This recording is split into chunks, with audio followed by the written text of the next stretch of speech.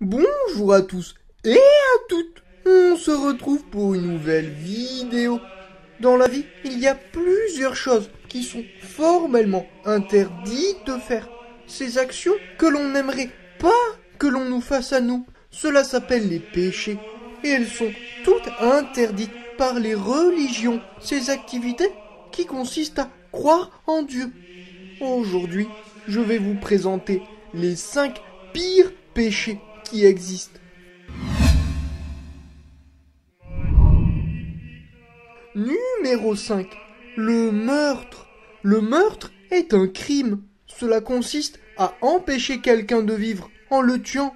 Ainsi, la personne ne vit plus. Ce qui a pour résultat de rendre tout son entourage très triste. La personne ainsi décédée rejoint le paradis si elle a été gentille et qu'elle n'a pas commis de péché. Alors que la personne qui a tué se voit être punie et peut même aller en enfer. Cela ne sert vraiment à rien de tuer quelqu'un. Autant discuter et résoudre les problèmes dans la bonne entente. Comme ça, tout s'arrange pour le mieux et plus besoin d'accéder à la violence, car la violence ne résout rien. C'est pour ça qu'il est interdit de meurtrer. Numéro 4. Le vol. Je ne parle bien sûr pas des gentils oiseaux qui volent dans le ciel. Ceux-là n'ont rien fait de mal. Ils ont tout à fait le droit de se déplacer dans le ciel, ainsi que les avions. En revanche, prendre quelque chose qui ne nous appartient pas, ça c'est du vol. Personne n'aime se faire prendre quelque chose qui est à nous. C'est à nous pour une raison, parce qu'on l'a acheté ou parce qu'on l'a obtenu. Si quelqu'un nous le prend sans raison, alors c'est injuste. La personne qui a fait ça est vraiment méchante. C'est pour cela que c'est un péché. Péché, cela signifie faire une faute. Et faire une faute, c'est mal. Je vais vous expliquer pourquoi voler c'est mal. Imaginez que vous avez une Game Boy et que vous sauvegardez votre partie. Eh bien, vous n'avez pas envie qu'on vous supprime votre partie ou qu'on avance dans votre jeu sans votre permission. Eh bien, c'est pareil quand vous volez une orange au marché et que le commerçant crie « Et là, au voleur! Au voleur !» Eh bien, il faut comprendre sa réaction. Cette tomate, c'est lui qui l'a achetée. Et si on lui vole, c'est comme si on lui avait donné 0 centime pour cette tomate. Enfin bref, ça ne se fait pas tout simplement. Numéro 3, le sexe. Et je précise là, le sexe avant le mariage. En effet, le sexe avant le mariage est formellement interdit. C'est ni plus ni moins que de la décadence. On risque d'attraper des bébés ou des maladies, ou les deux en même temps. Aujourd'hui, les gens font du sexe tout le temps, partout, même dans la rue et dans les couloirs des métros. C'est un signe annonciateur de l'apocalypse. C'est pourquoi il est conseillé de laisser vos parents choisir à votre place une fille ou un garçon si vous êtes une fille, car nos parents savent toujours mieux ce qui est bon pour nous. Il faut toujours écouter les anciens qui disent « un mieux vaut tien que deux tu n'auras ». Voilà pourquoi le sexe rend malade toutes les sociétés occidentales. Les gens deviennent complètement fous. Les enfants chantent des prophéties dans la rue en latin. Oui, il se pourrait que la venue de Belzébuth se fasse un peu plus tôt que prévu. Numéro 2. Les paris en ligne. Les paris en ligne sont une activité prisée des gens au chômage ou qui n'ont plus d'espoir dans la vie et qui n'ont pas confiance en eux.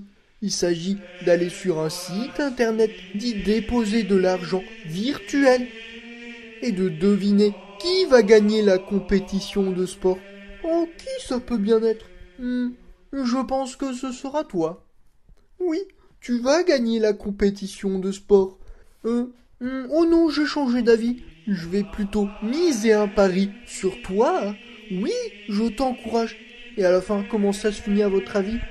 Eh bien oui, vous avez deviné. Oh non, il a perdu la compétition, alors que j'avais eu l'idée de miser sur l'autre avant. Oh zut, je ne me referai plus avoir.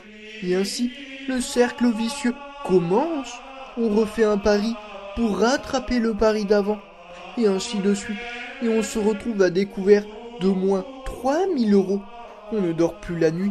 On fait des crises d'angoisse. Notre femme ne nous parle plus. Elle finit par divorcer et se barrer de la maison avec les enfants.